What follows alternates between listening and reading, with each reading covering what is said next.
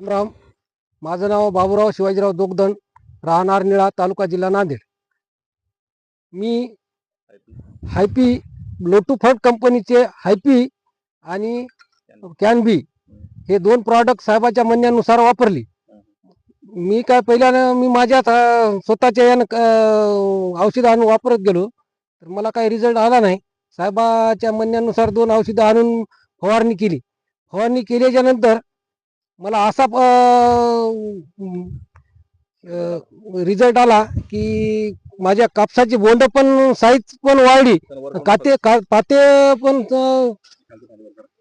पाते पण गळणे बंद झाले.